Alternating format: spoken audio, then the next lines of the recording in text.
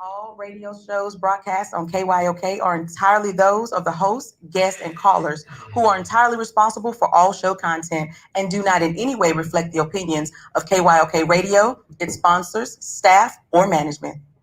When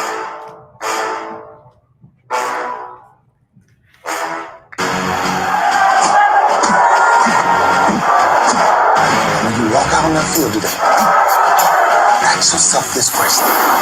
What time is it? Game time! What time is it? Game time! What time is it? Game time! What time is it? Let's go! We ready! We ready! We ready! We ready! I'm going to the house! I'm going to the house! When I step on the field, I send one message. This is what it feels like. This is what it feels like. Football is getting hit. That's it. It's gonna be football now. What time is it? Game time. What time is it? Game time. What time is it? Game time. What time is it? It's hot now. It's hot now. Let's go. It's hot. We ready? I'm going to the house. I'm going to the house. We're talking about the Jets like we're talking about the Saints. You know, all this, y'all we the Miami Heat of football. Yeah. The bottom line is you got to buckle up the chin straps. It's embarrassing. Yeah. Don't disrespect the game like that. It's too much crying from him. He's a man. He can be a hit just like us. He's a man. You already make the big money. He's a man. Don't cry when you step on the field, man. That's more idea. When I step on the field, I send one message. This is what it feels like. Oh, my bad. You had to work in my world. What time is it? Hey, y'all, how y'all doing? What time is it? What time is it? Let's go. Let's go. We ready? I'm going to the house. I'm going to the house. It's a wrap. Game over. Now, this game is just getting started right here on the lunch break on the legendary KYOK and the all-new 92.3 FM. We stream live on KYOKradio.org, and, of course, we appreciate those catching us on Facebook, YouTube, and Twitter. It is our Talk Your Team Tuesday, and, of course, we got plenty to talk about with the NBA Finals getting started tonight, 8 o'clock Central, East Coast. You know, I used to live in Cincinnati. I used to live in New Jersey, Atlanta. I don't know how y'all do it. 9 o'clock, tip time. Game ain't going to be over till 11:30, 12 o'clock. I'm grown. I can hang, but sometimes you just don't want to. You just don't want to. I guess they do it because of the West Coast. What's that, 5 o'clock on the West Coast? 6 o'clock Eastern time. 6 o'clock based on what time it tips here. I guess 9 o'clock, man, that's real late. It's amazing the NBA and the NFL, I guess baseball, hadn't figured that out yet. It just blows my mind. 9 o'clock?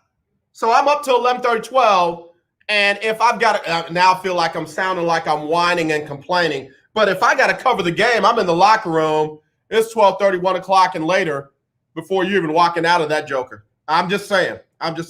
Glad to have some NBA Finals. Interesting matchup, Milwaukee and the Phoenix Suns. Of course, y'all know I wanted Atlanta and Phoenix, but hey, Milwaukee figured it out.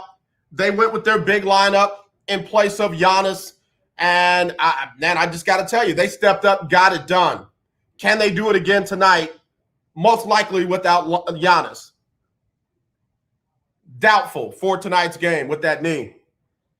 You know, can the two bigs that have stepped up and Chris Middleton do what they did in the last couple of games against Atlanta? By the way, congratulations, Nate McMillan, on the contract with the Hawks. You definitely deserve that. You know, that's a word that's so frequently thrown around, but Nate McMillan deserved the contract in Atlanta. Whether he took it or not, different story, but he deserved the offer. He got it. He's going to be the full-time dude on paper for the next 4 years, but you know how some of these teams do. All right, we'll get into it. Got a special guest joining us today. A lot to talk about. If you want to get in and talk to your team, 281-453-1000, 281-453-1000, or text me 832-403-5005. 832-403-5005. It's the lunch break on the legendary KYOK. Are you paying too much for term life insurance? There's a tremendous price war among the major term life companies. Rates have dropped dramatically in the past 2 years. For example, a man age 45 non-tobacco user, $1 million of coverage is only $75 per month, level for the next 10 years. Or a man age 50 non-tobacco user can buy $500,000 of coverage for a monthly premium of only $110. Guaranteed not to change for the next 20 years. That's right, level rates for 20 years. And if you're a smoker, we have great rates for you as well. At the Term Lifeline, we specialize in policies of $500,000 and above. So if you're looking for new or replacement term life insurance, call right now for a free quote. Rates and availability may vary by state. Sample rate quotes are based on preferred non-tobacco underwriting exam required to qualify. 800-298-0139. 800-298-0139. 800-298-0139. That's 800-298-0139. Hello, this is Claude Cummings Jr., Vice President of Communication Workers of America District 6. Trey and I are inviting you to listen in to our new political talk show, Power to the People Political Hour. Hello, this is Trey Daniels from the Daniels Group. Yes, Claude, the show will be hard-hitting and informative, talking about national and local political issues of the day, week, and month. Interviews will be with pastors, community leaders, elected officials, and political operatives. You know, Claude, a part of our responsibility is informing the citizenry and give them power to the people. That's right, Trey. We're asking that you listen in on 1140 AM, 92.3, or streaming on KYOKradio.org, Thursdays at 10 a.m. Give the people what they want. The legendary KYOK 1140 AM and 92.3 FM. The legend continues. I'm Ben Tankett, and you are listening to The Lunch Break. All right, y'all, we're back here on the lunch break on the legendary KYOK. All new 92.3 FM, streaming live, KYOKradio.org. And just getting it in. Took one for the home team yesterday. Didn't do nothing. In fact, what I did do, Furious 5 marathon. Started at 1, got all the way to Fast 5. Want to get ready for Furious 9. I had no idea, just watching that first one, I had no idea that series was going to last this long. I like it, though. I mean, the only one in the bunch that was just absolutely putrid, as Brother Freeman would say, was Furious 3. Tokyo Drift, just horrible. And watch this. It is the worst of the series, but guess what? I've seen it the most times. I have seen that one more times than I have rewatched any of them. Don't ask me why. I'm the guy that, a bad movie gets me after a point. I got to hang in there to see how it ends, or if I have forgotten, I got to hang in there to remember how it ends. So, and there's a lot going on in that series with the different personalities and characters and what have you. I'm still trying to figure out how they kill a dude off in the second episode, and he lives on like 15 episodes after that. I'm like, wait, what? Where'd he come from? Didn't he just die? How is he in the next 5 episodes? And they really tried hard to say, oh yeah, maybe we'll go to Tokyo. Oh yeah, eventually we'll get to Tokyo. Like, they tried real hard to make up for their bad decision to kill that dude off in Tokyo Drift. I'm like, what are you doing? Anyway, that's what I did yesterday. So for those who were looking for the show, sorry, had to take one for the home team. And again, I've got a specialist coming on today in just a little bit. Rose Hope, a mental health consultant, is going to come on and talk to us from a professional standpoint about a lot of what folks are really pontificating about and just really ought to leave alone. Like, I'm just telling you, man, I'm ready to relocate and start a show on Pluto with all the experts on mental health and grief management and weed and you know, I know this is a Christian radio station. I know, I get it. But for a woman to be suspended for 5 years from her sport because her profession, let's call it that, because she missed the date of a personal procedure. Well, AJ was an abortion. A personal procedure by 1 day. By 1 day. And I know everybody's got 1,000,001 scriptures they want to quote to me and read to me, and the judgment has begun. I can't believe he's justifying that. I'm just saying, 5-year ban, 5 years. I'm not weighing the morality of what she did. I'm talking about a 5-year ban for missing the explanation by a day. And then don't even get me started on the young lady that turned her back on the national anthem that was not supposed to be played at that time, and the way folks are coming at her.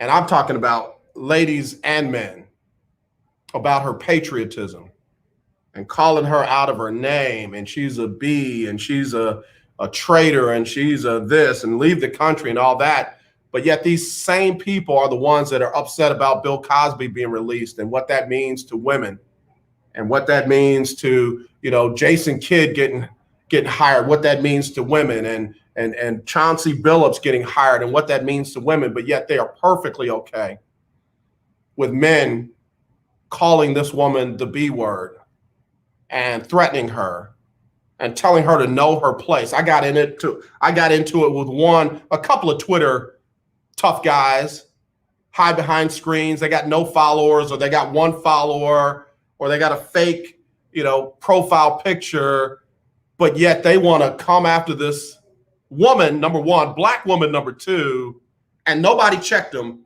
But when I said something, then all of a sudden, all these people came out in support of these Twitter tough guys. I just want to let you know, I'm going to bring in an actual therapist so that some people might be able to get some help.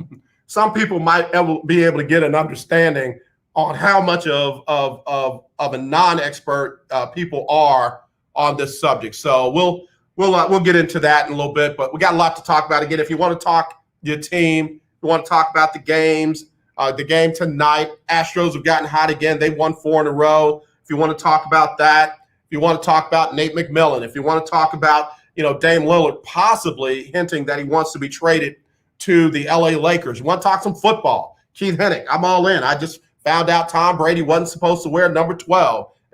Was not his original intent. So whatever it is, 281-453-1000, 281-453-1000, or you can text me 832-403-5005. Let's see. Tavonda Brown said, just like with Susan Lucci, Erica Kane, on All My Children, she gets killed off all the time. Yeah, but they messed up when they killed off my guy in Tokyo Drift. They messed up with that one, and they still probably regret it. All right, we'll be back on the lunch break right after this on the legendary KYOK.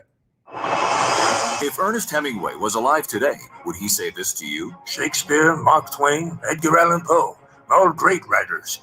And after reading your book, I simply must add you to the list. Wait, you don't have a book yet. So make a free call to Page Publishing. Their expert staff can help you turn your book idea into a real book, a masterpiece that could someday make the bestseller list in hard copy and digitally all across the world. Page Publishing can help you completely take your idea for a book, write it, and publish it. So if you want to join the ranks of some of the most famous authors in the world, call now for a free information kit. Turn your book idea into publishing gold. Make a free call right now to Page Publishing. 800-219-8332. 800-219-8332. 800-219-8332. That's 800-219-8332. Remember in the beginning, when you first started to build a life for you and your family, you never imagined it would come to this. Instead of living your dreams, you're living with debt. In fact, it's smothering you. Now there's a way you can take back control with one simple call. If you owe $10,000 or more in credit card debt, you qualify to receive a free, no-obligation consultation on how to get rid of that debt for good. Call the Debt Helpline now. We work on your behalf to reduce your debt. We specialize in credit cards, retail store cards, and medical bills. One simple call is all it takes to get the ball rolling to a debt-free life. Stop living with debt and start living your dreams. Call the Debt Helpline now. 800-958-2156. 800-958-2156. 800-958-2156. That's 800-958-2156. Tune in to Table Talk with your boy, TD Blackshear, every Tuesday from 10 to 11 a.m. on the legendary KYOK 1140 a.m. and 92.3 FM. See you there. In need of tires? Check out OMG Tire Services and more. New and used tires, all the name brands you desire. Located at 3126 Tidwell, between 59 North and Jensen. Give them a call at 832-767-3211. Top-notch service from beginning to end. When you're done, get your car hand-washed inside and out at OMG Tire Services and more. Located at 3126 Tidwell, between 59 North and Jensen. Call 832-767-3211. That's 832-767-3211. Conveniently located on the north side. The legendary KYOK 1140 AM. The legendary KYOK 92.3 FM. Two radio stations in one. Hi, I'm Larry Scott, host of the Not So Christian and Me show. Join me Saturdays for great fun, interviews, music, and the latest news surrounding our world today. We are the show that cares to hear your voice and opinion with real conversation in a no judgment zone. So join me Saturdays from 1 to 2 p.m. on the Not So Christian and Me show, right here on the legendary KYOK Radio, 1140 AM, and the all-new 92.3 FM and KYOKradio.org. This is Brian Courtney Wilson, and you're listening to The Lunch Break. All right, y'all, back here with you on the lunch break on the legendary KYOK and the all-new 92.3 FM, streaming live, KYOKradio.org, and also streaming on Facebook, YouTube, and Twitter. All right, so, text messages have come in. 373, don't know where that is, 781, says, AJ, you're absolutely right. If you don't represent the country or the flag, you should leave. I didn't say that. Didn't say that at all. I was just repeating what folks were saying. It blows my mind that people get the privilege of representing the country, and that's where they choose to protest. I don't want to call this young lady out of her name, but she's going about it all wrong. How should she go about it? I guess is the question. How should we go about it? It blows my mind from time to time that people feel like because they've never experienced it or it doesn't affect them, that they have the expertise on, oh yeah, that's the wrong way to do it. Okay, when's the right way to do it? Well, not on the clock and not where it affects anybody else and, on your own time, in your own space where nobody else can see you. That's not the definition of a protest. If America had done that with the British, we wouldn't have had the 4th of July. Just saying. If they on their own in their own little hidden space, not on the British time, they did their own thing, then it would have just not been a thing. So again, it's protected by the First Amendment, number one. Number two, the U.S. Olympic Committee is okay with it. I don't know. It just feels like a whole lot of, I'm just sick and tired of hearing about everybody else's problems. And, oh, yeah, those problems don't affect me, so you shouldn't do them. And, you people, and, yeah, that was some of the terminology that was used at me because somebody was talking about my culture and see what's wrong with you people and your culture. That doesn't make you an expert on that either. If you've had two people can experience the same things but differently. Like I got a big window in front of me and I could have somebody come in the room and I could say, hey, what do you see? And they could pick out like 18 other things than what I'm looking at. Doesn't make us one or the other one wrong, just means we see things differently. And as big as this country is, people can see it and experience it differently.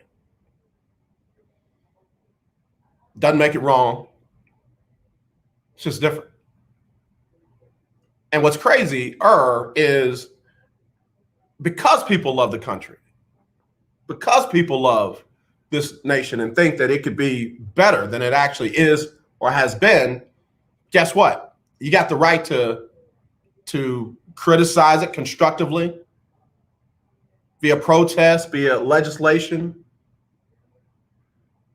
you name it, civil action to try to make it better. It's called holding something and someone accountable. And there are people that want that done when it's people that they don't like, but then they don't want it done when it's people that they do or something that they do. Like, man, if only people had the same energy about the anthem and the flag, about poverty, homelessness, child abuse, classism, a lot of that would get fixed like that. But the focus is more on a song and some cloth than it is on the people that it's supposed to represent. I'm not here to argue with it today. I'm not here to get all whatever about it. I got an expert that's going to come in and talk about the mentality of it, because she's a true professional in that area, not just somebody with a Twitter account. Because I know who knew that if you had a Twitter account, you were all of a sudden the smartest whatever in the world. What was that commercial? Yeah, I'm not a doctor, but I did stay on a Holiday Inn Express last night. If you got a Twitter account, you are an expert. You can be whatever you want to be typically on other people's situations. So, again, it's Talk Your Team Tuesday. And if you want to talk about that kind of stuff, thank you for the text message, by the way, the person who sent that. And then we got another one coming from 713-243, 713-243. This person says, AJ, I just wish people would not use the nation's platform for their platform. I don't think I know what that means. The nation's platform. Without those athletes performing at the level that they perform, the nation's quote unquote platform would look totally different. I mean, somebody made the big deal that this young lady's the third place finisher in the hammer throw. Well, her third place is better than anyone else that competed, not first or second in that particular event in the United States of America. So do some quick math. If you go to fourth or fifth or sixth or wherever you want to go down just to avoid this young lady, you're still not going to have the third best hammer thrower in the entire United States of America. And folks that are, trying to shame her for that, it's better than you ever did.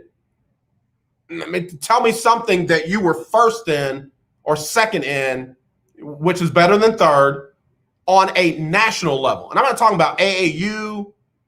I'm not talking about Little League where you won the National Little League Football Tournament of America. That's just that organization. You didn't play against the best of the best. You played against the best of that organization. I'm talking about where you literally competed against the best of everybody in the nation and you finished first, second, or third. So if you can't answer that and you say, yeah, but, or you roll your eyes or you say, well, here we go, you're proving the point. That's not a point of shame for her. That's a point of ignorance for you. I mean, that make her look bad. It makes you look bad. I mean, if there was a way that we could disagree respectfully without threatening, without calling a woman a B word, without telling people to leave a country that we literally have no right to tell people to leave. If we could just get that down, man, I believe that it could be even more constructive and productive.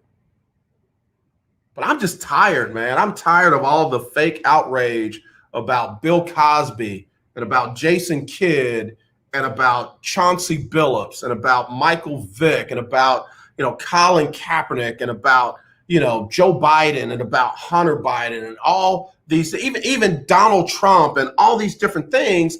But then when it goes against something that you don't like, then you're okay calling women out of their name, and you're okay watching other men threaten their lives, and you're okay, with just crazy stuff that just a few minutes ago when it was somebody else, you were upset about it. That just makes no sense. That just makes no sense. And then there's the whole, well, sports unifies it. No, it doesn't. No, it doesn't. It unifies us when people want it to unify us. It doesn't when, athletes and coaches and organizations are human. And they say they don't like something. Or they call out something that they feel like if they call it out, there might be some actual impact on it. Oh, no, stick to sports. Oh, no, I got to get away from my miserable life for 3 hours. This is my relaxation. I mean, it's just like, it can unify us. It can even unify us on things that people don't agree with, if we let it. If we let it. Game 1 of the NBA Finals tips off tonight. Phoenix hosting Milwaukee at live on ABC. I like that. I like that it's on network TV. I always feel bad for folks who don't have, TNT or ESPN. ESPN, that's funny. But anyway, Giannis is listed as doubtful. But like I said, Milwaukee was able to figure out a lineup that eliminated Atlanta with 2 straight wins when that series was tied at 2 each. Went with Portis, went with, of course, their bigs in the middle, and of course, Chris Middleton stepped up and played well. So we'll see how it goes. As I said, Nate McMillan agreed to a 4-year deal with the Atlanta Hawks to become the team's head coach after leading them to the Eastern Conference Finals. Good for him. Astros riding a 4-game win streak into tonight's home game with the Oakland A's. They lead Oakland in the American League West by 3.5, in spite of having come off of a losing streak before they took 4 in a row from Cleveland. Astros still up 3.5 on Oakland in the AL West, but it's early. It's early. Nobody needs to be popping bottles and raising banners this early in baseball. Rangers lost to Detroit last night 7-3. Those same two will go at it this evening at 7:05. Those times are all central, by the way. And then on the NFL side of things, Talk Your Team Tuesday, Jacksonville Jaguars signed number 1 pick Trevor Lawrence to a $36.8 million deal. And that made him already in the top 20 in quarterbacks, ahead of guys like Kyler Murray and Baker Mayfield. Wait, what? If I'm the Bake Show, man, I'm like, yo, see, it's like this. Everybody tells me how hip he is. Yo, see, what it's going to be is like this. Fix my dealio with my Skrillio so I'm not behind Trevor Lawrence. However, that's got to get done. You got to fix that. Kyler Murray, he's a real quiet dude, but if I'm him, I need another deal. That's his whole negotiation. Yeah, I need another deal. All right, how much you want? More than that. Is this good? Close. How about this? Yeah, getting closer. This one? Yeah, that'll work. I mean, the man is of a few words, but he should not have to say the words, I'm okay being paid less than Trevor Lawrence. Oh, AJ, you don't know how good Trevor Lawrence could be. Correct. We know what Kyler Murray and Baker Mayfield have done and what they meant to their organizations and to the league. I ain't mad at Trevor for getting his money. Not that. Please don't get it twisted. I'm just saying Baker and Kyler need new deals. Do them now. Get them going. Don't send them out there playing for less money than Trevor Lawrence. That's how you offend people. That's how contract negotiations get tough.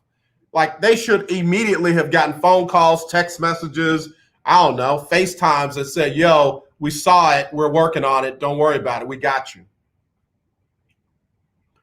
Hello, you're live on the lunch break. Talk Your Team Tuesday. Who's this? Hey, Jay, it's Todd. I'm glad you called, man. A lot to talk about with you. How are you? I'm outside getting these shots up, bro. You're so crazy. You and Dame going to LA? You know, a package deal. We're trying to make it happen. Yeah, that backcourt's gonna be fierce if they get both of y'all. You ain't getting Dame though.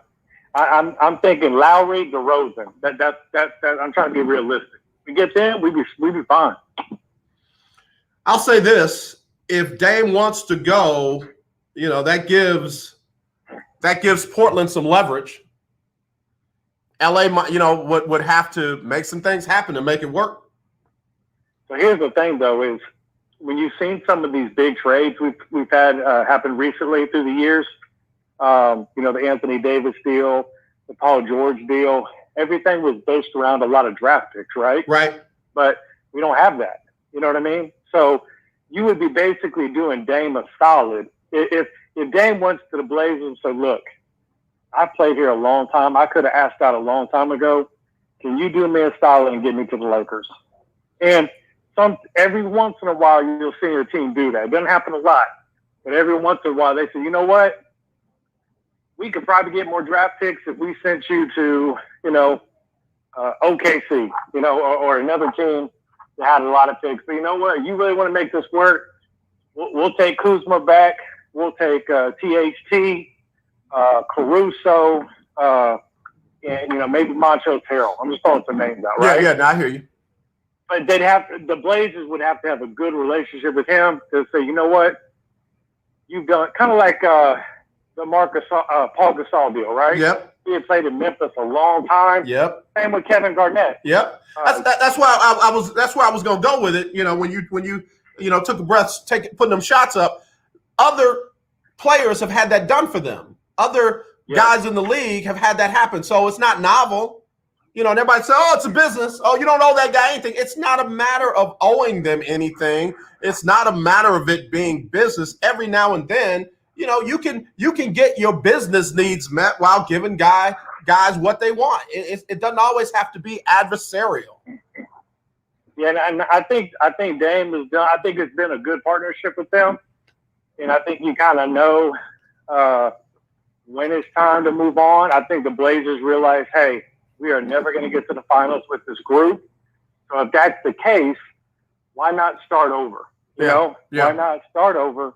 And you know, I'm obviously as a Laker fan, I would love it. Dame, LeBron, and AD, man, that's tough. Yeah, it is. Yeah, it is. Yeah, it is. Todd, stay right there. Go ahead and put a few more shots up. Let me hit a couple of quick ones. I'll be right back. Todd Malcolm joining us here on the lunch break on the legendary KYOK.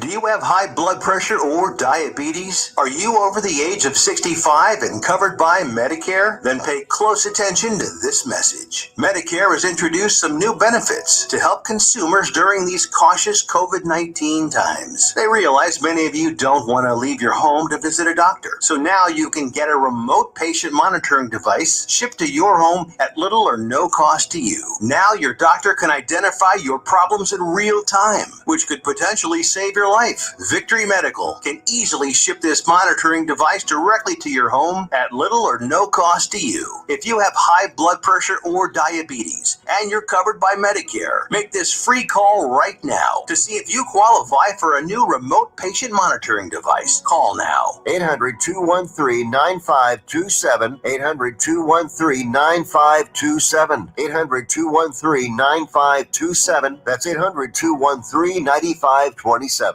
Do you have a home that you don't want anymore? We can buy it from you within 24 hours. Any home, size, or condition. For over 20 years, we've been buying homes for cash and helping homeowners sell their homes immediately with no listings or strangers walking through your home. Are you moving? Did you lose your job? Going through a divorce? Whatever the reason, if you're in a bind and you know that you need to sell your house fast, call the expert team at I Need to Sell My House Fast. We'll make you a serious cash offer to buy your home in 24 hours and let you walk away from it. No listing, no waiting. Sell any home, any size, any condition now. Call the expert team at I Need to Sell My House Fast. Make this free call now.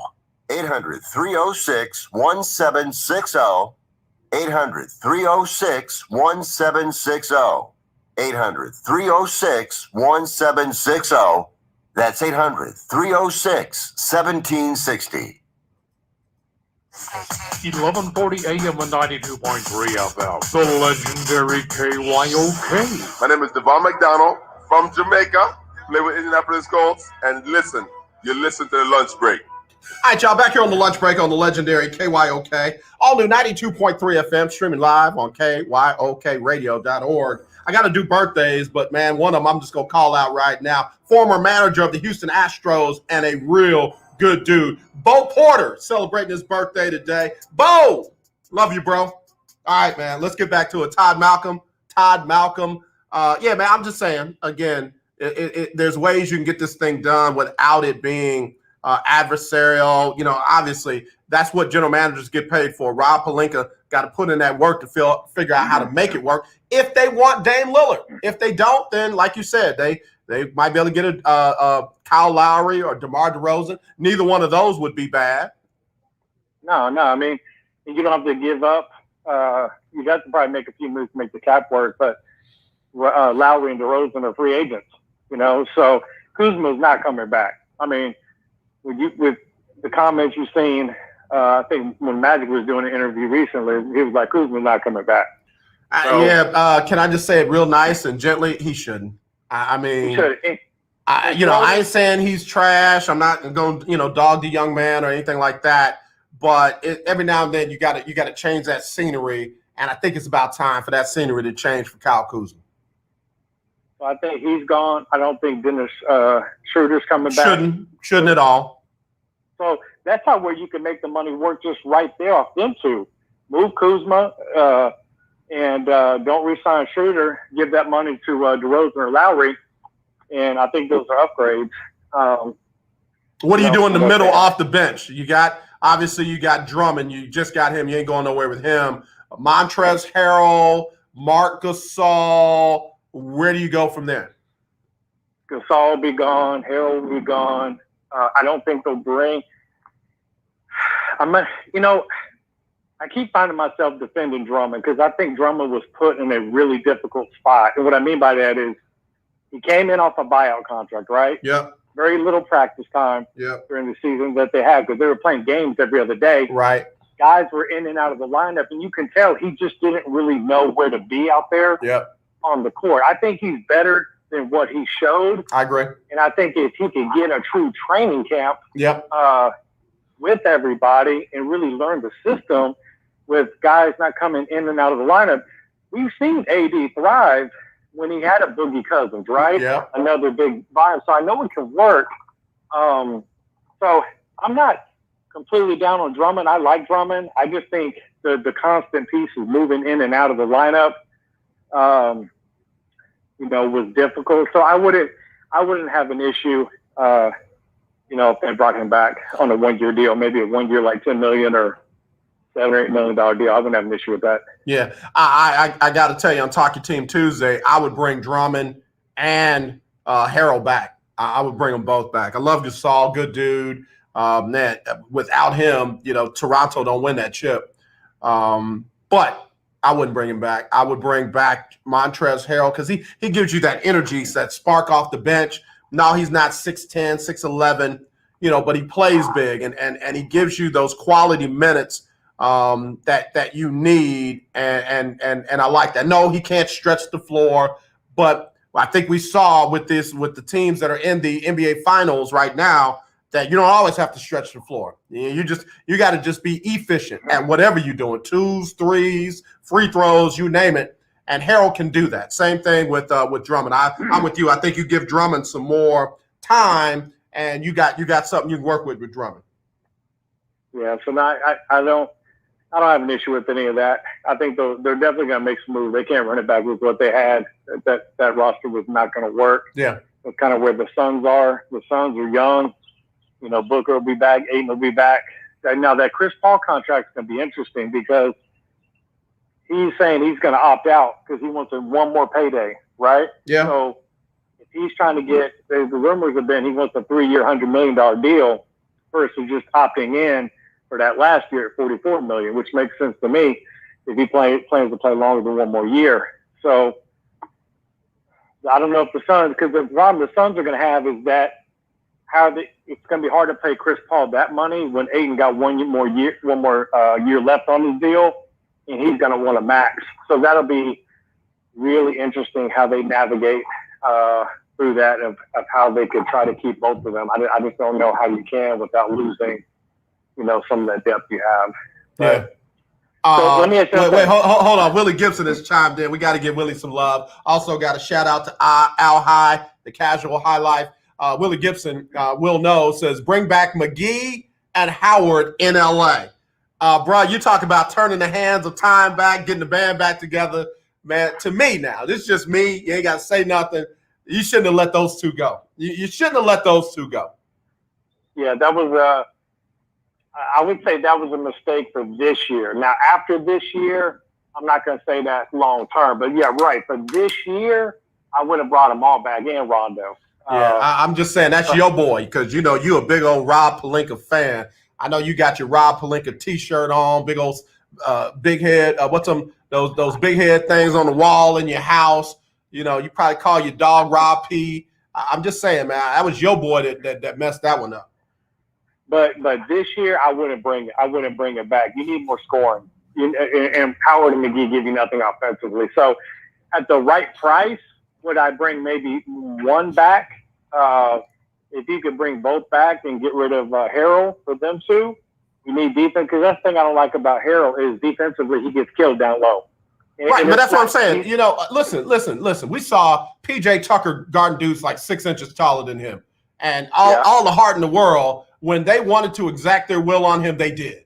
And it's the same thing with Montrezl Harrell. In the right situations and the right time, the dude can handle himself in the NBA. But when you're trying to get him guarding dudes 4, 5, 6 inches taller than him, then now you got problems. And that's all I'm saying. That's all I'm saying. Be smart about it, and a lot of these guys aren't.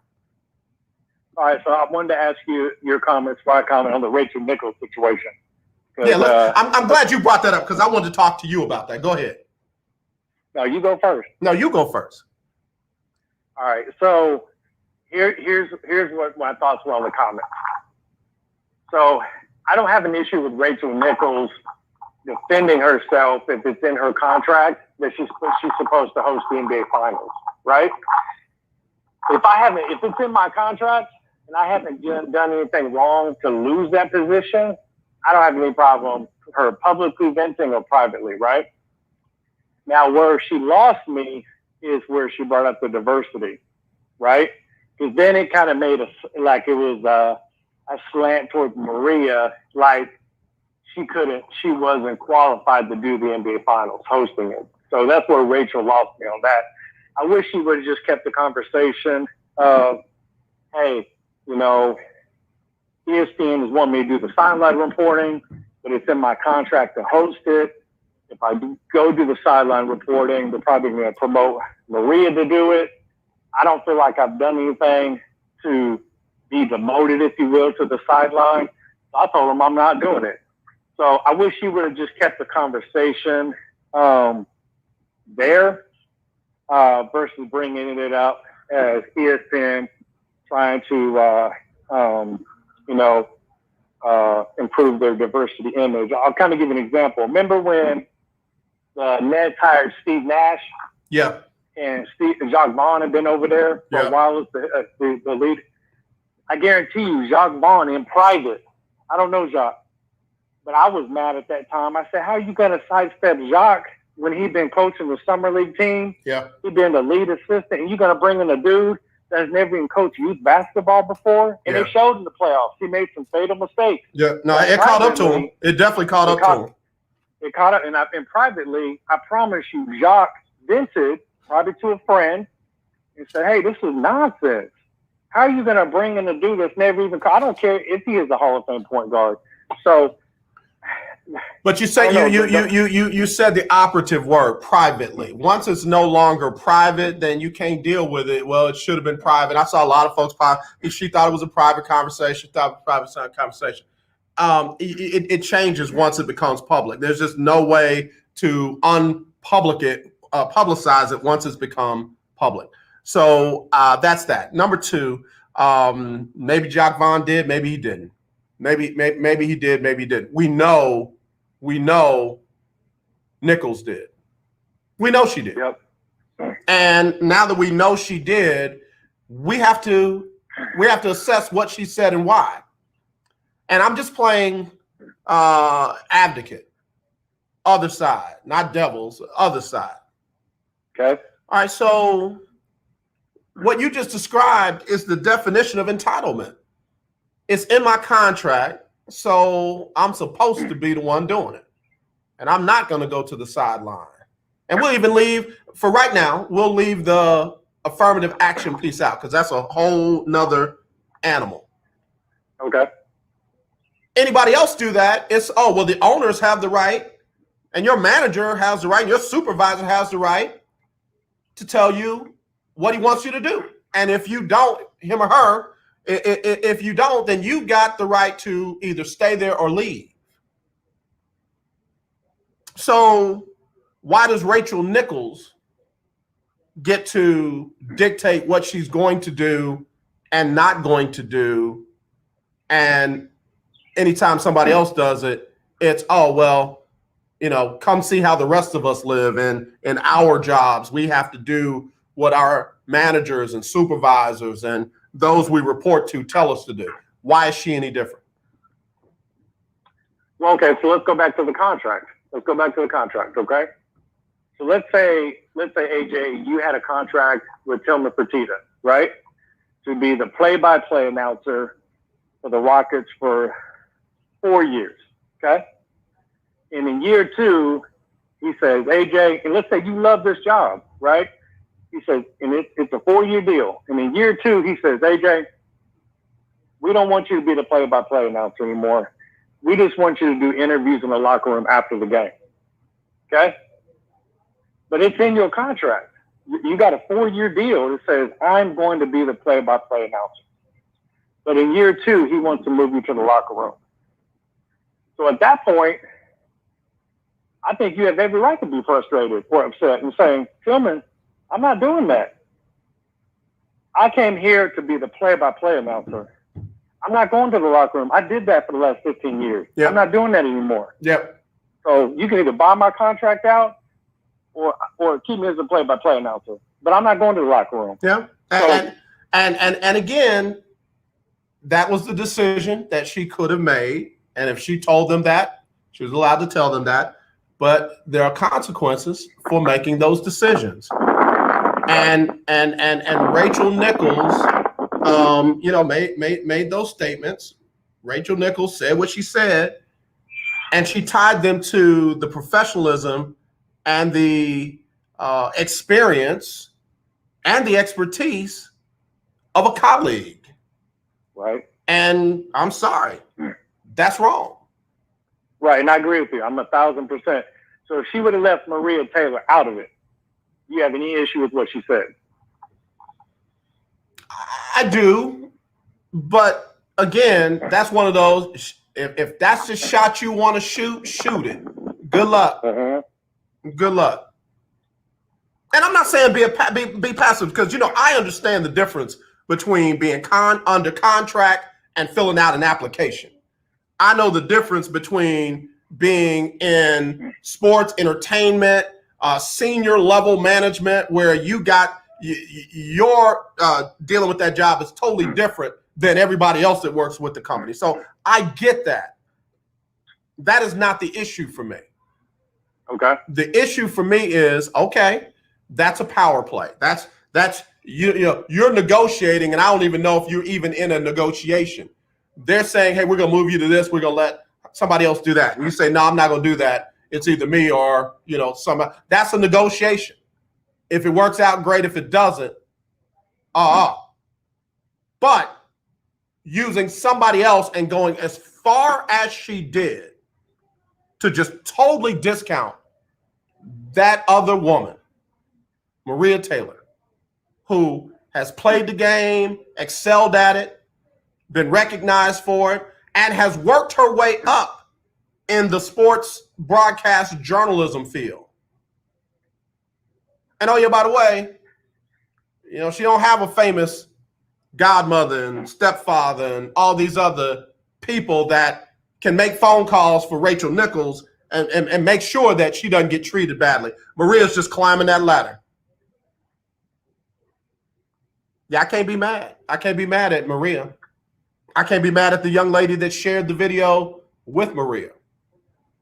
I'm looking at Rachel and saying, so you'll do anything to get what you want. That's valuable information. That's very valuable information. And how they treat her differently from this point on is all because of choices she made. Not them. Not them. So what do you think? What do you think is the appropriate action ESPN should take? Not the one that they're taking. Not that, oh boy, I can't say it on this radio station, but not that poo-poo show that they pulled yesterday. No, that ain't it. That was better left undone. Hold right there, Todd. I got to hit the top of the hour. We'll be right back with you after this. The legendary 1140 AM KYOK Conroe and 92.3 FM K222CX Houston. It's Sybil Wilkes with what you need to know. Many Americans need to be reminded there is still a pandemic in this country, and millions of Americans are still struggling to feed and clothe families, stay in their homes, and find jobs. Those ignoring the reality include Republican governors of at least 25 states who began ending at least one or all federal unemployment programs set up during the pandemic. As a result of the decisions to curtail the extra payments, citizens in the states of Indiana, Maryland, and Texas have filed lawsuits against their governors to continue the benefits. With new infections outpacing vaccinations, health officials are expressing concern that the more transmissible Delta variant of the coronavirus will soon become the dominant strain in the U.S. This is prompting some officials to issue a new mask guidance. World Health Organization officials are urging fully vaccinated people to continue wearing masks and taking other precautions. I'm Sybil Wilkes. Be informed, be empowered. The views and opinions expressed on all radio shows broadcast on KYOK are entirely those of the host, guests, and callers, who are entirely responsible for all show content and do not in any way reflect the opinions of KYOK Radio, its sponsors, staff, or management. All right, y'all, we're back here on the lunch break on the legendary KYOK and the all-new 92.3 FM, streaming live, kyokradio.org, also on Facebook, YouTube, and Twitter. I got Todd Malcolm joining us, talking about the situation with Rachel Nichols and Maria Todd over at the mothership, ESPN. Now you know. Now a lot of people know why when I say if ESPN, they wouldn't. If ESPN called me and said, "Yo, we're gonna pay you, $1 million, $2 million to host the primetime Sports Center," no. The answer is no.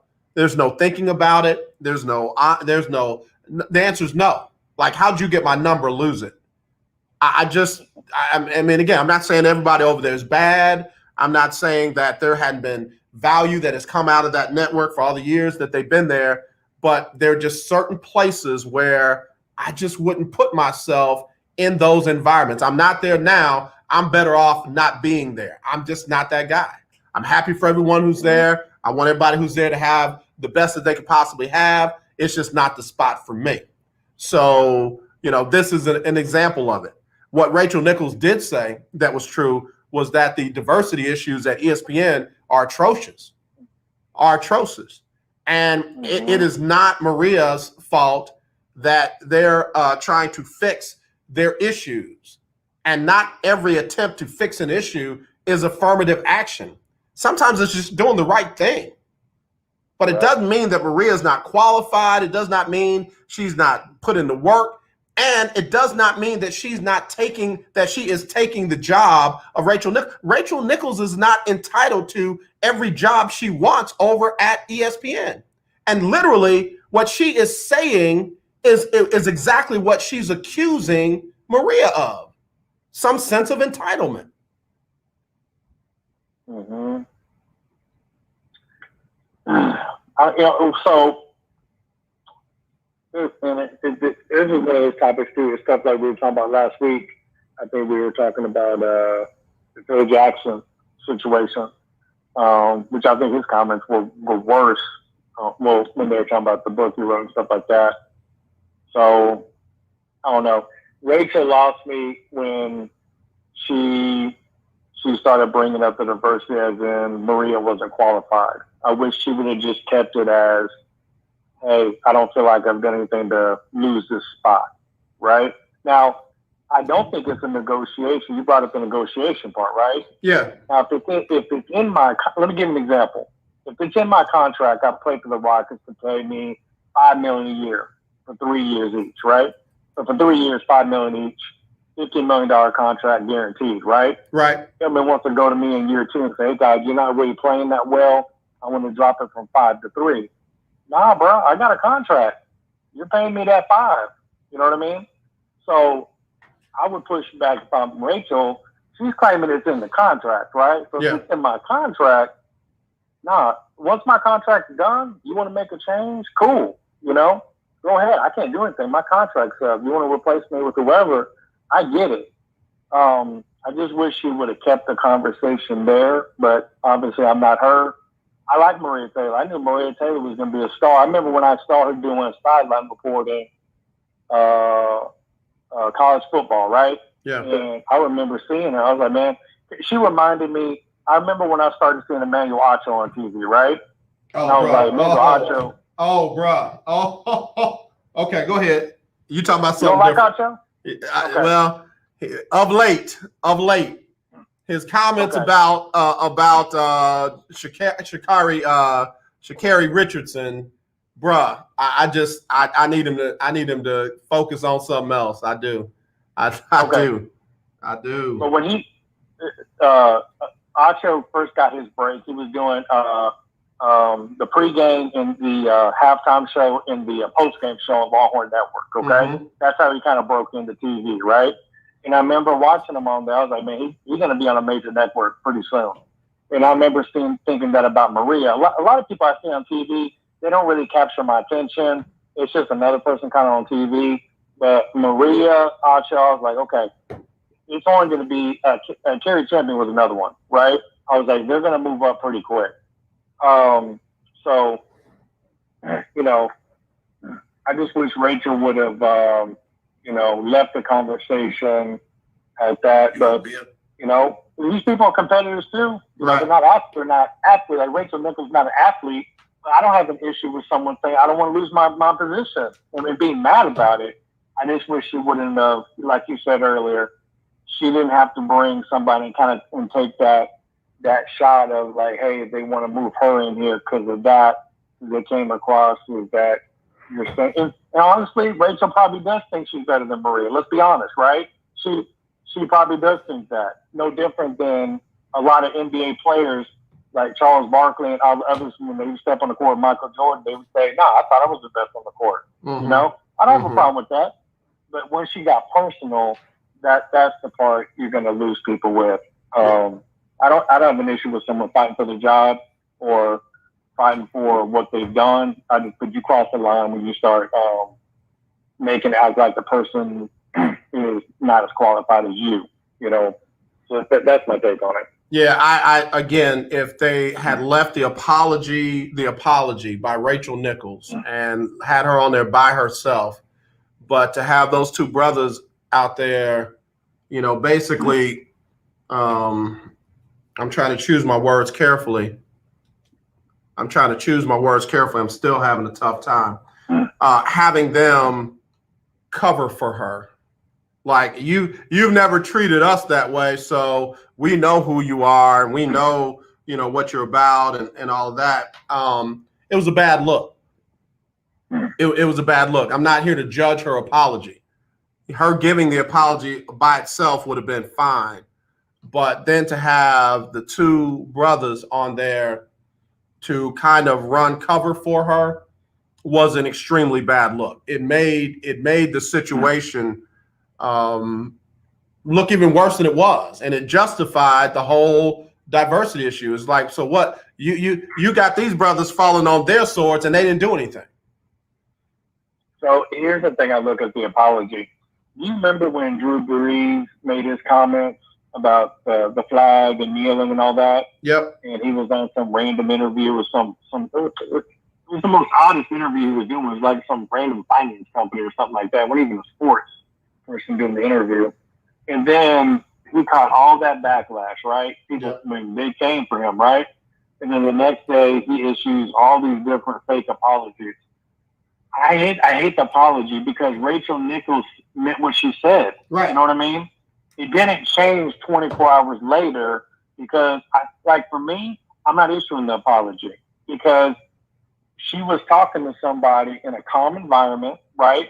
It wasn't an argument where you said something out of the heat of passion, right? Right. Or the heat of the moment. She meant what she said. She feels like Maria Taylor, they want to put her in that role to host the NBA Finals is because they're trying to improve their diversity issue. Right. Rachel issue still feels that way right now. Right. She still feels that. Yep. And for me, I wouldn't apologize because she meant what she said. Now, people cannot like what I said, but if I truly admit something like that and I said it, I'm going to stick behind it. And that's why I hate the apology. You're right. I haven't seen the apology you're talking about. I just read about it. Well, I think it was Kendrick Perkins and Richard Jefferson on there. And with them too, I'm surprised they went along with that. I mean, you're right. It made, and when Drew Brees kept apologizing, it just kept getting worse and worse and worse for me. Yeah. Well, you know, just my 2 cents. I'm not the expert on it. I have done hiring and firing for a major Fortune 100 company. Mm-hmm. There's some that felt like I was a diversity hire, affirmative action. They never said it to my face. Mm-hmm. And as I looked around the room and the boardrooms and the, you know, meeting rooms that I was in, I was the only one. I was the only one. But I also knew that I had to do the work, go above and beyond to get there. I knew that. So I wasn't there based on AA being on my resume. I was in there because of the work that I put in to get there and the work that I did to get there. I mean, to stay there.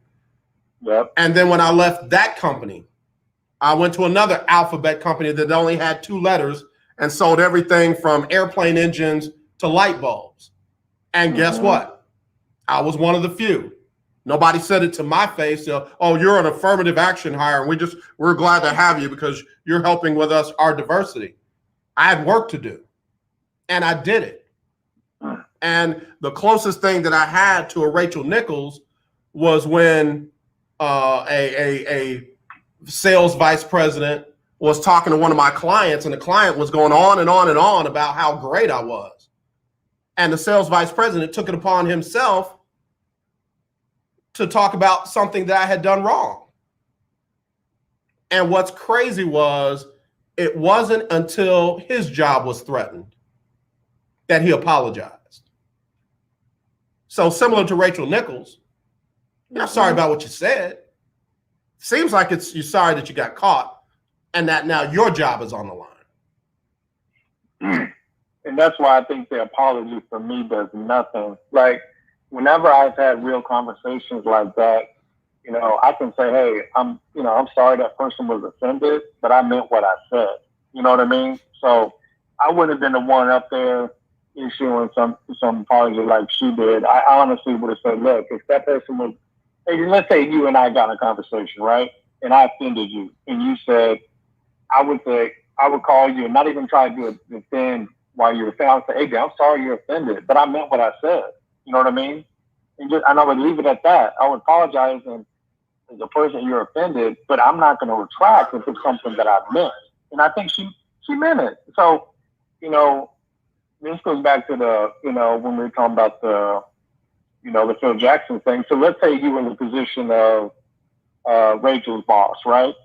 And if you're really trying to get that out of when I say get that environment out of your company, how can you not fire Rachel Nichols? If you're truly trying to get that kind of culture, hey, we don't need people here that think like that, Yeah, and I agree with you on that. I definitely agree with you on that. Fire, suspend, something.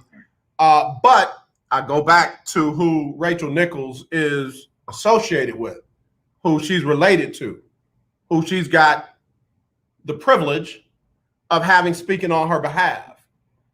There's some folks at ESPN that don't want to do that. There's some folks that feel like we can make this go away.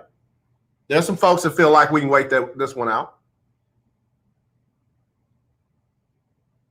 Yeah, I don't think so on that one. I think that one. Yeah, no. I think on that one it's suspended enough. Maybe because AJ, I'm not about the cancel culture, right? Do I think people can make a mistake and learn from it? And let's not forget the other dude, right? That she was talking to, right? Right. He made some insensitive comments too, right? Yeah. He tired of Me Too and he's tired of Black Lives Matter. Well, you know what? Try being black. Try being a survivor of rape or sexual assault. They tired of it too, homeboy. I'm just Rachel laughed at those comments, right? Yeah. When she laughed, that was basically acknowledging, in my eyes, hey, me too. You know what I mean? Yeah. She didn't come back and say, hey, no, that Me Too movement is real. I had a cousin or I've been sexually assaulted. No, anyone want to talk about it? I'm here for that, So, no, for me, I don't have an issue either way. But I do believe in education. I do believe in second chances to an extent. But if ESPN said, hey, you went way too far on that one, we can't walk that one back on this, I'm sure you get picked up by Fox or somebody else, Let me give you an example. You know Rob Parker, right? Yeah. You remember what they fired him for? Yeah. At ESPN. Do you remember? Yeah. Okay. Comments he made about Robert Griffin III. Yes. And he wasn't I'm paraphrasing, a real brother, right? For people don't consider look at him like that, right? Man, they fired Rob quick, right? And so if you had zero tolerance to Rob way back then, how many years ago was that? It's been a minute. Right? And Rob couldn't get a job, or at least on networks like that, for a while until he got hooked up with Fox, right? Yep. So if your policy was with Rob Parker making that comment about the same person that was the same race as him, right? How could you not fire Rachel Nichols if you've done that before with other, okay, Rush Limbaugh. I know I'm kind of jumping around. Didn't they fire him because of the comments he made about Donovan McNabb? Yep. Okay, so you got Rush. There's probably more. I'm just going up top of my head. No. There are. Yeah, you're right. There are several. But to your point, does maybe Rachel knows some more higher up people than we don't know? And I don't. The stuff you're telling me about, the family members and stuff. That's first time I'm hearing. So I need to do some homework on that. But they dismissed Rob Parker quick. There was no educating Rob. Hey man, you can't be saying that. There wasn't anybody to help him say, here's why you can't say that. Here's why that was wrong. You fired him quick. Bro, this is the same network that has some very well-liked people who have been accused of sexual assault, sexual harassment. You got folks who abuse their wives and what have you, all while they were running stories on other people's sexual harassment and abuse and domestic violence. So again, ESPN, no love from me. Good at what they do sports-wise, but everything else, character, moral, values, all that, nah, I'm good. All right. I mean, as we kind of talk through it, I think ESPN, if you're really trying to take a stance against it, you're gonna have to fire her. You're gonna have to fire her. And to Kendrick Perkins and Richard Jefferson, I don't know why they did that. I do. I know why they did it. I won't say it out loud, but those who know, they know. They know why they did it. And it's not uncommon. So what else, AJ? In fact, I got to get ready to go, get ready for my guest, but I appreciate you calling in because, like I said, I really wanted to get that discussion in with you, Todd. Appreciate you. Okay. I appreciate it. Have a good one, AJ. All right, you too, man. All right, bye. All right, bye. All right, let me take this other call real quick. Hello, you're live on the lunch break. Who's this? Hey, Dre, how you feel? Hey, if you got a guest, man, I can hold off until tomorrow because I want to hear the interview. Okay, well, no, I mean, she's got a few minutes before she comes on, so go ahead and hit me up. Go ahead, greatest. Okay, real quick. I'm just from the old school. I would rather you, as far as the Rachel Nichols situation go, I would rather you just tell me what you all about up front. Right. And I can know how to deal with you than the smile in my face and one stab me in the back. But my question is, why should a person be punished for speaking out about how they really feel? Because I go to work. I learned this from my mom. I go to work to make money. I don't go there to make friends. I don't go there. I just go there to do my job and get paid. And true, in the world we live in with the hot mics and stuff, she should know better. But okay, we know how she feel about it. Should she be punished for that? Yeah, I got what you're saying. I agree with what you're saying. There's consequences to everything. She said it. Okay. She went too far saying it. She affected the workplace by saying it. So there's consequences. Her consequences might not be the same as Rob Parker's, might not be the same as other people who've said things that they should have said. There's some that feel like she said nothing wrong. That's fine. Again, I differ in that opinion. But bottom line is she got to look Maria in the face again and say, hey. And like I said, just because you said it don't mean everybody's got to treat you the same. What you said was valuable information. I understand how you think now. I definitely know how you feel. Yeah, I know how to deal with you now. But go ahead and get ready for your interview, brother. We can pick it up on the rebound. Well, it's Talk to Team Tuesday, so who you got tonight, man? Oh, man, I got CP3. CP3 is the team for me. Okay. All right, but we'll pick it up on the rebound. Float like a butterfly, sting like a bee. Ain't nobody like Andre and me. Rumble, young man, rumble. He is the greatest of all time. We appreciate you. Getting ready for our special guest to join us here in a minute. Let me take a quick break. We'll be right back. Good conversation. If you got anything you want to add to it on Talk Your Team Tuesday, feel free. 281-453-1000, 281-453-1000, or text me, 832-403-5005. It's the lunch break. Remember in the beginning, when you first started to build a life for you and your family, you never imagined it would come to this. Instead of living your dreams, you're living with debt. In fact, it's smothering you. Now there's a way you can take back control with one simple call. If you owe $10,000 or more in credit card debt, you qualify to receive a free, no-obligation consultation on how to get rid of that debt for good. Call the Debt Helpline now. We work on your behalf to reduce your debt. We specialize in credit cards, retail store cards, and medical bills. One simple call is all it takes to get the ball rolling to a debt-free life. Stop living with debt and start living your dreams. Call the Debt Helpline now. 800-958-2156. 800-958-2156. 800-958-2156. That's 800-958-2156. Tune in to Table Talk with your boy, TD Blackshear, every Tuesday from 10 to 11 a.m. on the legendary KYOK 1140 a.m. and 92.3 FM. See you there. In need of tires? Check out OMG Tire Services and more. New and used tires, all the name brands you desire, located at 3126 Tidwell between 59 North and Jensen. Give them a call at 832-767-3211. Top-notch service from beginning to end. When you're done, get your car hand washed inside and out at OMG Tire Services and more. Located at 3126 Tidwell between 59 North and Jensen. Right there, Call Queen. 832-767-3211. That's 832-767-3211. Conveniently located on the north side. The legendary KYOK 1140 AM. The legendary KYOK 92.3 FM.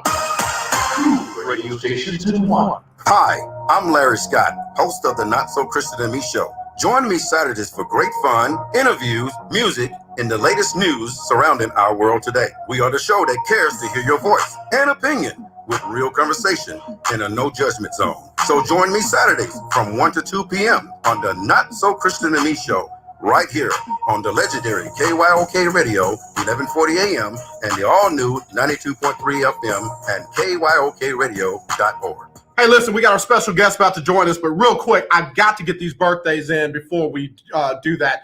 John Crofton celebrating a birthday with Rodney Moore.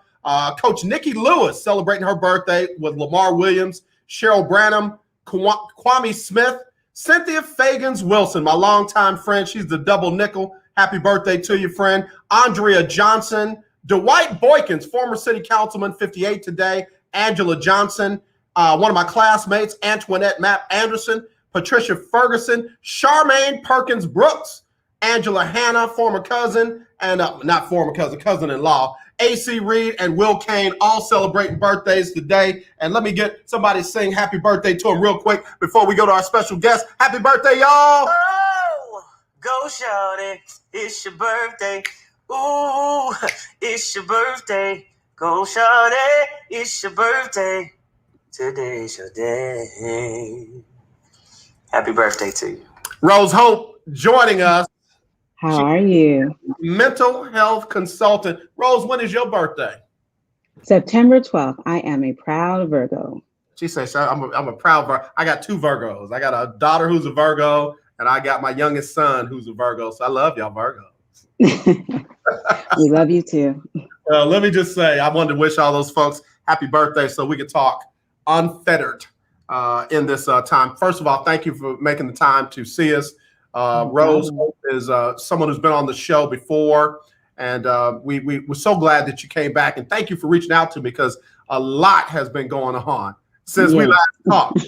The issue at hand was, of course, the situation with Sha'Carri Richardson and her dealing with grief and, some depression and choosing to treat it the wrong way, in some people's opinion.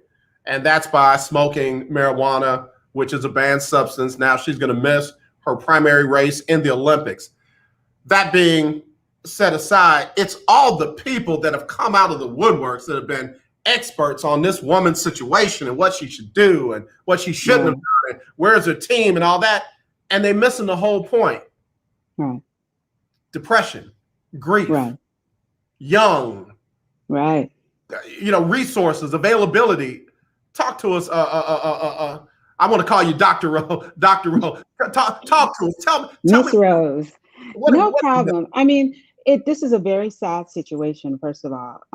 It's very sad that she's worked so hard to get to the level that she's at, only to encounter something like this. Now, you mentioned a bunch of things that have to do with this situation. First of all, even though she is, on an Olympic level and she's worked hard, she is only 19 years old. So everyone needs to think, at 19 years old, what type of decisions were you making before you look at other people and criticize what type of decisions they're making? Second of all, grief.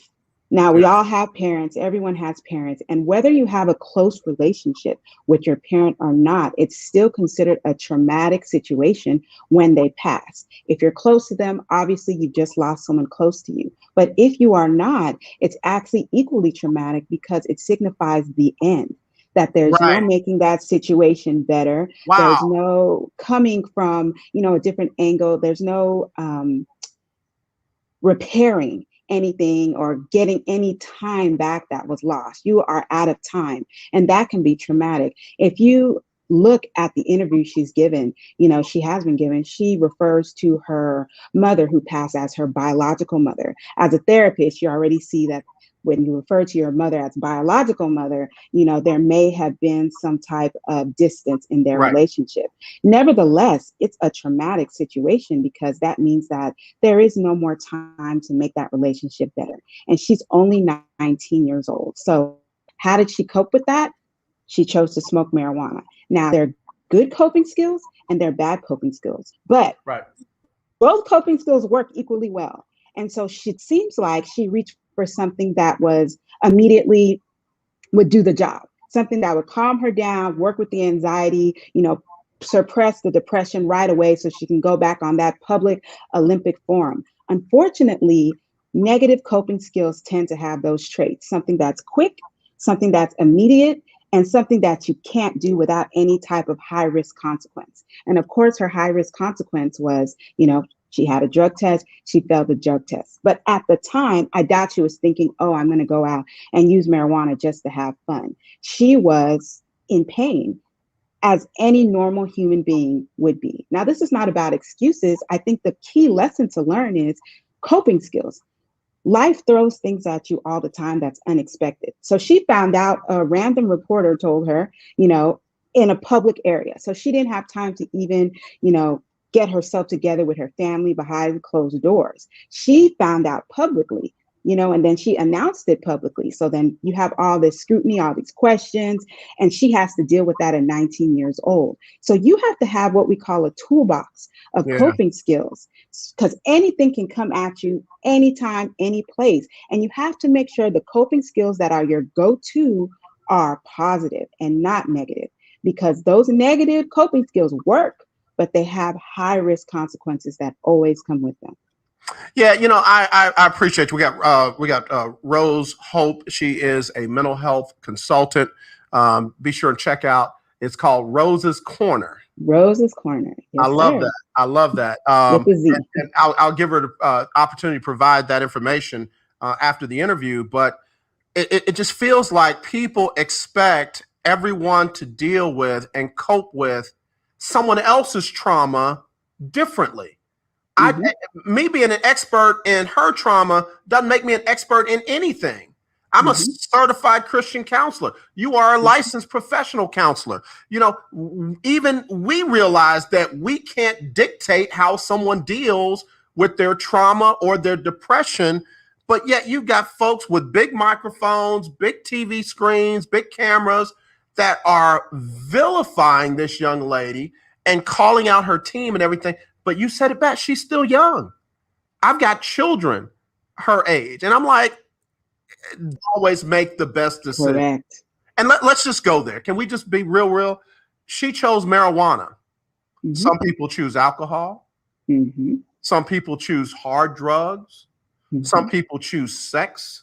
Some people choose violence. Some people just flat out disappear and then pop back up like everything was all right. Talk to me about, at least this young lady was trying to stay connected in some kind of way. She had a moment, and unfortunately that moment cost her a lot, but she at least tried to stay connected. Yes. So she tried to cope with something that worked before. So unfortunately, the reason why the coping skill didn't work, and this is not a debate about marijuana, is it good, is it bad? It's just in the situation that she was in, as hard as she's worked, that particular coping skill did not work this time. It was not the right coping skill for this situation. It was not the right coping skill for her. But that doesn't mean for someone else. Let's say you're an artist, there's no drug test there, something like that happens to you and you decide to, use marijuana, and it's legal in your state, then, that might work for them. So we can't dictate which coping skills people should use. The only thing that we can see is it didn't work for her. But the fact that she tried to use a coping skill, and a coping skill that, if a lot of people are honest, works for them, and it's probably not her first time. So it worked for her. whenever she needed it, and she went back to do it again. I mean, we don't know what's in her wheelhouse. We don't know what's in her toolbox. We don't know what other resources she has. She's on the road. She's training. She's expected to be the face of, the United States of America women's track and field team.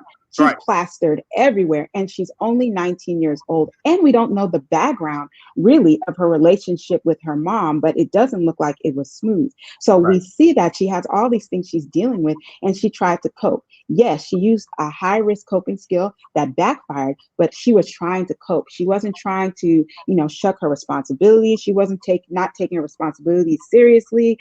I hear all these negative things about her trying to cope her way the best way she knew. I mean, how many coping skills can be in her wheelhouse at 19? I mean, really? Yeah. How many of us were talking about coping skills at 19 years old? How many of us planned that our parents would pass at 19 years old? Come on. So you can't plan for these things. So she reached for what worked in the past. I'm feeling depressed. I'm feeling anxious. What have I done in the past that I got quick and immediate relief? And that's what she did. Yes, there were high risk consequences to that. But we have to think that maybe the pain was so much that she felt like it was worth the risk. She felt like it was worth the risk to do that. Yep. And we can't even say she wasn't taking her responsibility seriously, because when we don't feel good, when our parents pass, as average people, we have PTO, we have time to grieve, we have bereavement time. She didn't have that. She had to go back to work the next day. So someone dies in your family, a parent, and you have to go to work the next day, and counseling, obviously we're all therapists. I'm a huge advocate for seeking therapy, but in that time frame, having to go to work the next day, could she possibly squeeze in a therapy session? What coping skill did she have that she needed to perform? She needed to be the face of the United States of America the next day. And it's not about excuses. This is reality. We're in this cancel culture now that anytime someone does something wrong, cancel them, crucify them. But let's really break this down. A mother died and she had to go to work the next day. We can simplify it. She had to go to work. So what did she do so she could go to work? Now, it backfired. Yes, it did. But she was trying to go to work. Yeah. That's what she was trying to do. We got Rose Hope joining us. She's a mental health consultant. She's a licensed professional counselor. And Rose, let's get to the bigger picture. Folks do not understand mental health. Folks do not understand grief. Folks do. In 2021, about to be 2022, folks still do not understand. We got Sha'Carri Richardson now. We had Naomi Osaka just a little bit ago. We've had Serena Williams. We've had Kevin Love. We've had DeMar DeRozan. We still got people calling Paul George out and everything like that. And these folks have been very transparent about their mental health. And I'll even go a step further. That's the sports world. I mean, good God, if we can't understand folks not being at their best in the sports world, but we got the church. We got folks still saying folks ain't praying hard enough and they ain't reading their Bible and all this kind. Stand by a wall and shout just like they did on the walls of Jericho 7 times for 7 days and see if that wall is going to come down. I'm just telling you, stop trying to control people's life with stuff that you don't even fully understand yourself. How do we shift from where we are now to a better place in dealing with mental health? We have to stop thinking that the mind and the body are separate. People now are okay with, going to the doctor, getting medicine, medication, surgery, tangible, the things that we can see. But the mind is equally important. And with Ms. Richardson, it's unfortunate that the fastest woman in the United States, she could not outrun her mind. She did not perform because her body, she didn't sprain an ankle, pull a hamstring, nothing like that. It was the mind that took her out of the race. So as soon as people can start to accept that you cannot have one without the other, then there will be less stigma. When someone has a mental health issue, it's equally as important as if they have diabetes, if they have heart problems, if they have high blood pressure, all these things now that we've come to terms with. Mental health and the mind is equally important. And if you don't focus on your mental health, it can take you out just like anything in the physical body or any physical illness can take you out. That should be the mind frame. Mental health is not separate. It's not made up. It's not make believe. It's not I choose to be this way. It's no one chooses to have diabetes. No one chooses, especially something like cancer or any type of illness that, even you get from birth. The same thing happens with mental health. She didn't choose for her mother to die. It happened, and she's trying to cope with it. And it's just as important if she pulled a hamstring. It's just as important as she broke an ankle. That's a phenomenal perspective. I mean, I'm just thinking to myself, so when do I plan grief for my mother or my father to die? Like when do I schedule that in the middle of my workouts? So like you said, that's like an injury that I didn't expect to have. And now I've got to deal with it. And by the way, it might be hard for me to deal with it. Correct.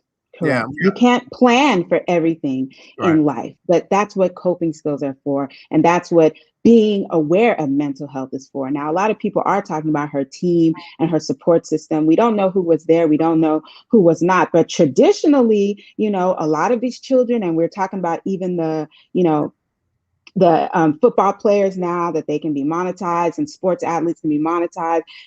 People are making money off these children, but we don't really know the resources that are provided to them, because she announced it herself. Her mother died, and then she was expected to go back to work the next day because her face is money right now. So we don't know what resources she had to even crucify the choices that she made.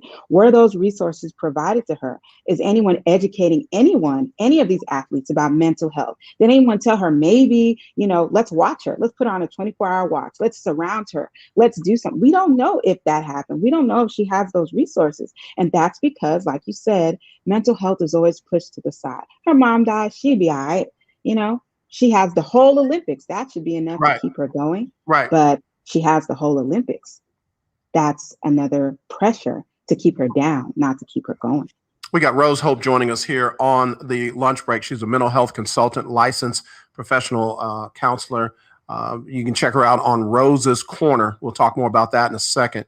When you were talking, man, I just thought about, there's a young man here from the Houston area who was on a college visit over to the Naval Academy with his mom.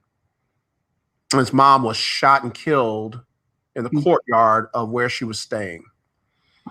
And no disrespect to the recruiter or the spokesperson for the Naval Academy, but he got up and he said, I told this young man that the best way that he can honor his mother is by accepting the scholarship and coming here and playing out his career for her. And I thought to myself, bruh, please tell me you're lying. Please tell me you didn't do that. We don't understand how somebody is going to grieve the loss of their mother. Exactly. Even if I'm a sibling, I don't lose her the same way somebody else did. Correct. Two people from the same womb don't always grieve the same way. Correct. How can we be better support? How can we be a better part of their system as lay people, not as certified or licensed, but as lay people? How can we help people with their mental health issues better? I mean, it's all about empathy. And so I was just talking about that. I have social media. We all have social media, and we see all these, articles and stuff going around. What I was doing is I'm just on here just trying to speak as a normal, person, commenting on these articles and just educate these people who are bashing, who don't understand mental health. Whenever you have a chance to speak up against mental health, to say, you know what, I'm not going to join the bandwagon of the cancel culture. I'm not going to join the bandwagon and say, oh, look what she did, laugh at her, like this meme, make it go viral, making fun of someone who might be struggling with something. We live in a social media world. So we really have to stand up for mental health with our friends, with our family, do our research, actually not just go online and, spitting out this and that, but actually do your research. What is depression? What is anxiety? If I have a sibling, a brother, a sister, a friend going through something, let me talk to them. Let me be that person. Let me not judge them. Let me not gossip. Let me not, she's dealing with this and write that. It's about understanding and empathy. We need to individually try and understand. We all have access to Google and look up anything we want. Why don't we use that access that we have to information and educate ourselves individually? When we educate ourselves as a population, then we can be a resource to others that are actually struggling. But the more we just kind of laugh at it, gossip about it, share it without educating ourselves, the more things will stay the same. Yeah, yeah. I'm so glad you're here. And I hope somebody is listening who might not have that support system around them. You don't have to identify yourself. You don't have to respond, but just know that there are some people that see you. There are people that are empathetic, that know that you're more than just your sport or your profession or your place in our society. You're a real person with real feelings, with real emotions, and again, we're here and we're hearing you, and that's why I'm so glad you came on. I gotta take a quick break, but when we come back, we want to kind of finish it off. So again, Rose Hope joining us here on the lunch break on the legendary KYOK. In fact, Keith Hennig just posted, Rose Hope, you are amazing. So we'll be right back. Yeah, he said you're brilliant. We'll be right back right after this on the lunch break on the legendary KYOK. 1140 AM and 92.3 FM. The legendary KYOK. Do you have high blood pressure or diabetes? Are you over the age of 65 and covered by Medicare? Then pay close attention to this message. Medicare has introduced some new benefits to help consumers during these cautious COVID-19 times. They realize many of you don't want to leave your home to visit a doctor. So now you can get a remote patient monitoring device shipped to your home at little or no cost to you. Now your doctor can identify your problems in real time, which could potentially save your life. Victory Medical can easily ship this monitoring device directly to your home at little or no cost to you. If you have high blood pressure or diabetes and you're covered by Medicare, make this free call right now to see if you qualify for a new remote patient monitoring device. Call now. 800-213-9527. 800-213-9527.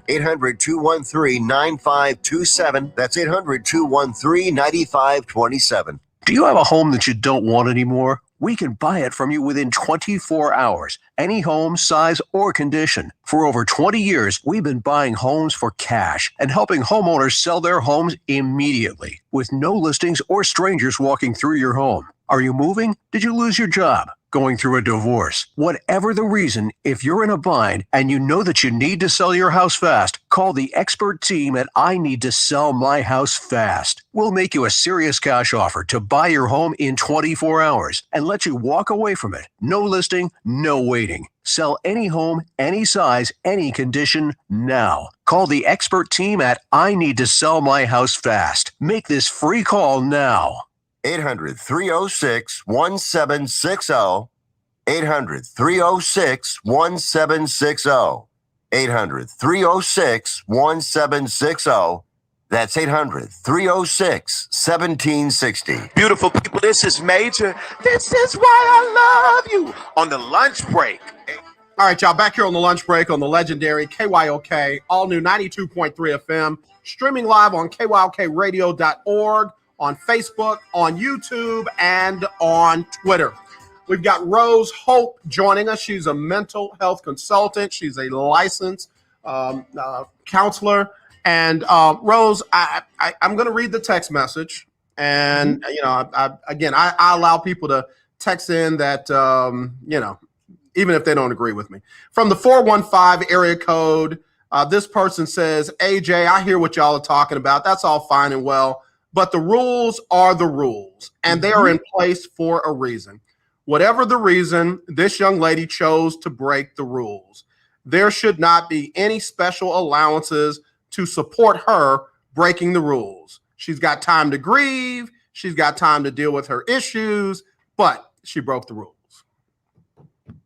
Okay. In response to that, that is correct. She broke the rules and she's facing the consequences. I don't think I've seen anyone that said that she shouldn't face consequences. I mean, I've heard things that are saying that the rules are kind of antique and maybe should be updated considering, marijuana has been legalized in many places and it's actually not a performance. And it was legal in the state that she used it in. Right. And it's legal in the state that she used it in. So yes, that is what we actually said first. So I'm not trying to jump on the attack wagon, but it was stated that she made a decision to use a high risk coping skill and she faced the consequences.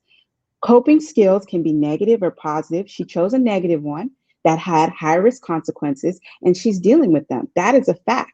And I don't think anyone here today is denying that. Now, I will disagree that she had time to grieve. She had time to deal with the situation. What's time? Which of us know how much time is enough time? That part. So a day, 2 All of days, that. 3 days, a week. I see patients every day that their parent died 10 years ago. Yep. They're still grieving. Yep. So we can't say she had enough time. She didn't have enough time. What happened was, which is fact, she broke the rules. The rules are there. So the coping skills she used were not positive for her. And she faced the consequences, period. There's no excuse behind that. But we can't ignore that her mother died just to kind of, crucify her or make what she did out of nowhere. It wasn't out of nowhere. She didn't just decide to light up one day because she felt like it. She was at a party, she was at a club. No, her mother died. She was in with depression, anxiety. She was expected to perform. So she reached for something that could provide immediate comfort. It was not the best decision for her. Why? Because of the rules. But she did not have the time to grieve. She did not have the time to process. And she's 21 years old. Let me correct that. I said 19 earlier. That's as long as I've been following her career. She's actually 21. But even at 21, none of us are making the best decision. So she made a bad decision based on where she's at in her life.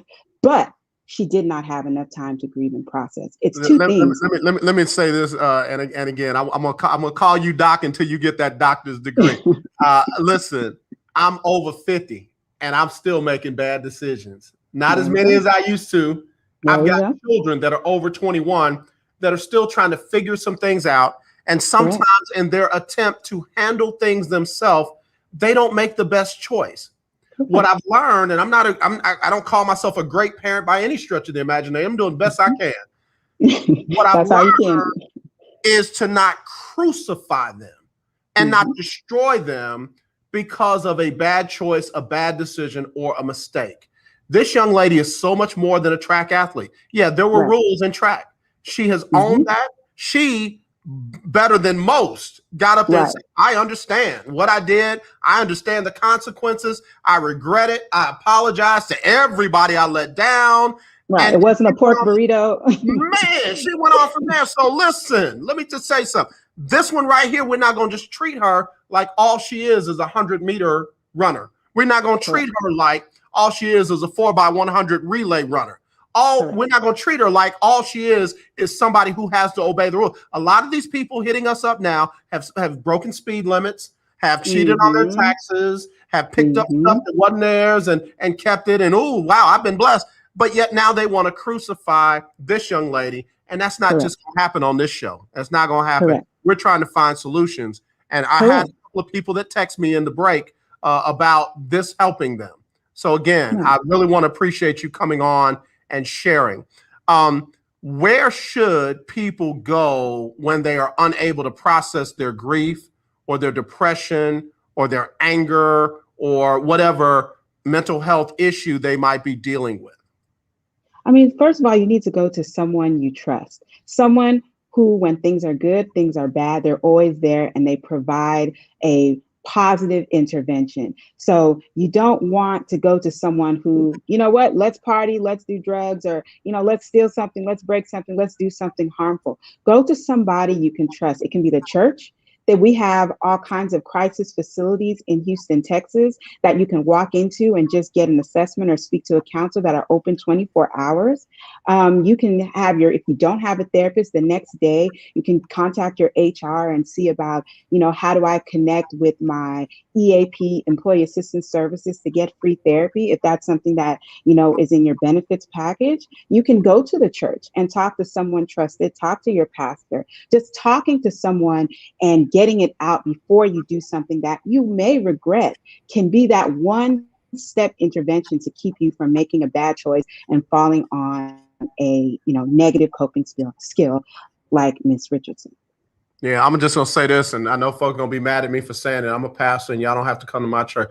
But if you sitting there and they telling you ain't praying hard enough, or you ain't reading your Bible hard enough, get up No. and thank them for their time, and bless them as you go, and go find another place. What do you think about these telehealth therapy groups that are available now? Are you pro or against? What do you think about those? I am pro any way that you can reach the public, especially with social media. Everyone has their phone at their fingertips all the time. Most people have a laptop. Most people can get somewhere and get to a computer faster. They can get across town to the nearest face-to-face session. I say go for it. Given with COVID-19, providers that once upon a time were only face-to-face and that have been in the profession a long time have now opened up to telehealth as well. Click of a button, you can have sooner appointments at your fingertips and waiting weeks and weeks on out for a specific therapist or psychologist. I say go for it. Go Yeah. for it and get the help you need. Speak to someone. You never know. You might click with that person, and that person might say one thing that can keep you from going out and just, throwing back a bottle and getting behind the wheel of a car. Right. That one person you never know that doesn't judge you, doesn't know you from Adam, doesn't have anything against you, not going to tell your mama, not going to tell your cousin, nothing like that, to process with, to talk to, and get that out. And then you can move forward. If you want to continue with that therapist, you can find a new therapist. That may be all you needed, just someone to talk to in the moment to Yeah. keep you from doing something you will regret, for sure. I'm a proponent of therapy. Let me tell you something. If you get a tune-up for your car, if you get an oil change on your car, if you feel like you got to work out to be better, then why don't you get your mind tuned up? Why don't you get an oil Correct. change on your thinking? Why don't you work out your as Marshawn Lynch would say, your mentals, Yes. and get those right. The stigmatism needs to be taken off. The stigma needs to be taken off on mental, getting counseling and therapy and all that being a bad thing. Listen, I can believe in Jesus and have a therapist. So Correct. yeah, we just Because don't. Jesus, the way the Bible is written, people are blessed with gifts. And Yeah. there are therapists out there that are gifted to help people. Yep. They are gifted. And I went to church, last Sunday, and the pastor was saying that the first thing Jesus did is he went and found 12 people. So everyone needs support. Jesus didn't do it alone. He Yeah. had 12 people. Yep. So find your support system where you can and make sure they believe in what you believe in and they're out here trying to get you to where you need to go. Seek support. Do not try and deal with things by yourself. That's where you fall. There are people on this earth, whether you know them or not, that Yeah. are out here to help you. Yeah, I appreciate you. Listen, we got to get ready to wrap it up. Do me a favor, tell everybody where they can find you and follow you. And hear me when I say I'm so grateful to you because you have really blessed a lot of people today. And, quickly before we go, you can find me on Facebook, Instagram, LinkedIn, probably every social media site at Rose's Corner. And what I'm doing right now is you ask, how do we help the community? So right now in December, I'm starting a training session for supervision for counselors just out of their master's program that need their 3,000 hours of supervision. So I'm a licensed professional counselor supervisor. So I'm able to supervise and train students of all walks of life. So if we want more people to seek therapy, we need more therapists that are well trained out there. And that is something that I'll be starting in November. Oh, that is phenomenal. I love that. I love that. I'm familiar with that hierarchy, if you will, because I know another licensed professional counselor supervisor that has interns under. Correct. I think that's phenomenal. Please keep doing what you're doing, and whenever you can, reach out to me. Come back because we can't talk about this topic enough, especially in the world of sports. Especially in the world of sports. So it's out there. Yeah, it is. It is. And it's real, whether we want to It's acknowledge real. it or not. Rose, do me a favor. Have a great rest of your week. And just know you got family and friends over here on the lunch break. We can't wait to have you back. Okay. Thank you. Y'all have a good day. All right. Thank you. Rose Hope, y'all. No problem. Scrolling on the bottom right there, you can see her information on her website. And you can go there. And like she said, you got her LinkedIn contact, you got her Twitter, you got her Instagram, you got her Facebook, all on that one website. Be sure and check it out. For those who are listening, it is https://link linktree.com/Roses Corner. And y'all be sure and follow her because she's a really, really good person. Great at what she does. All right, y'all. I got to get ready to go. Got to get ready to wrap it up. I hope you enjoyed Talk to Your Team Tuesday. We talked a whole lot more than just about teams. Again, we got game 1 of the NBA Finals tonight. It'll be Phoenix hosting Milwaukee. It'll tip off at 8 Central, 9 o'clock on the East Coast, 7 o'clock in the Mountain area, and 6 o'clock on the West Coast, live on ABC. Giannis is still listed as doubtful, probably not going to play.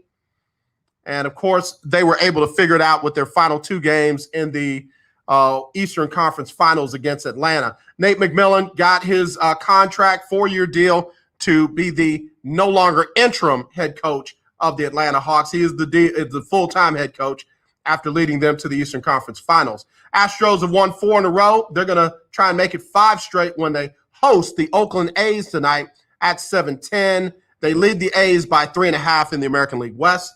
Rangers lost to Detroit last night, 7-3. Same 2 teams at 7:05. And then again, I'm not hating on him. Trevor Lawrence finally signed his contract, $36.8 million deal. Got a lot of guaranteed money in it. He gets that guaranteed money in 15 days. I think it's $24 million. But that makes him in the top 20 highest paid quarterbacks already, ahead of Baker Mayfield and Kyler Murray. Kyler, get your money. Get your money. I ain't knocking the other dude. I'm just saying, get your money. Big shout out to Coffee with Keith Hawkins, Longhorn Keith. Great show this past Saturday. He shouted out, she has truly blessed us all. Yeah, man, she's good people. She's good people. All right, y'all. As always, let's not be divided. Let's be united. I truly love you. There's nothing you can do about it. Wear your mask where you're supposed to. Wash your hands like you're supposed to. Be sensitive to people. Give them their social distance. And when you see that racism, kill it. Not the person or the people, but the racism. How do you do that? You don't laugh about it. You don't joke about it. You don't spread it. You stop it. Okay? All right. We'll be back tomorrow for Winning Wednesday. And Lord say the same. I'll see you then. Y'all be blessed. Talk to you then. He will set